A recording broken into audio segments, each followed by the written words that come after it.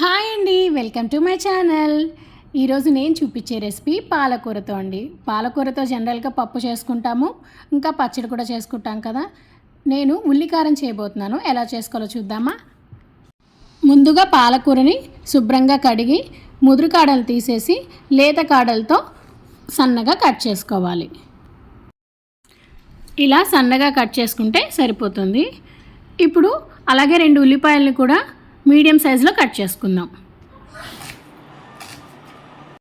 ఒక కడాయి తీసుకొని 2 spoons oil వేసి 2 స్పూన్లు జీలకర్ర, 2 స్పూన్లు ధనియాలు, 2 స్పూన్లు పచ్చెనపప్పు, ఒక 6 ఎండుమిర్చి వేసుకొని ఫ్రై చేసుకోవాలి. ఈ ఉల్లికారానికి కొంచెం ఆయిల్ ఎక్కువే పడుతుంది. ఎండుమిర్చి మీ కారం తగ్గట్టుగా వేసుకోండి. ఇవి ఫ్రై అయ్యాయి కదా. ఇప్పుడు ఒక మిక్సీ జార్లోకి తీసుకొని అదే ఆయిల్లో ఉల్లిపాయలు, కొద్దిగా చింతపండు, లైట్గా ఉప్పు వేసుకొని ఫ్రై చేసుకోవాలి. ఇలా లైట్గా కలర్ మారితే సరిపోతుంది. ఇది చల్లారనిద్దాం. ఫస్ట్ మనం ఎండుమిర్చి, ధనియాలు ఇవన్నీ ఫ్రై చేసుకున్నాం కదా, దాంతో తగినంత ఉప్పు వేసుకొని ఒకసారి గ్రైండ్ చేసుకోవాలి.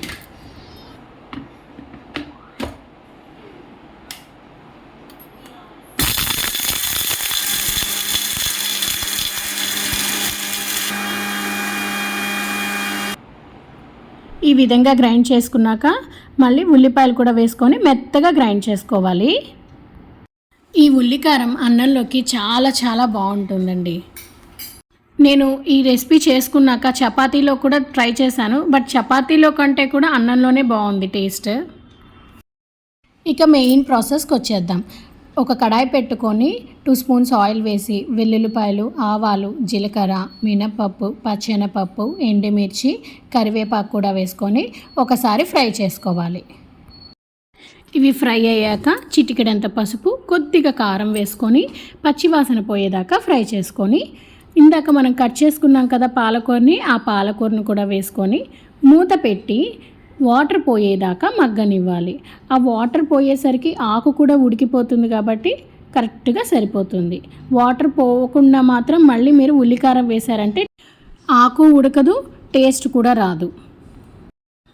5 మినిట్స్ తర్వాత మూత తీసి చూస్తే పాలకూర కూడా బాగా మగ్గిపోయిందండి.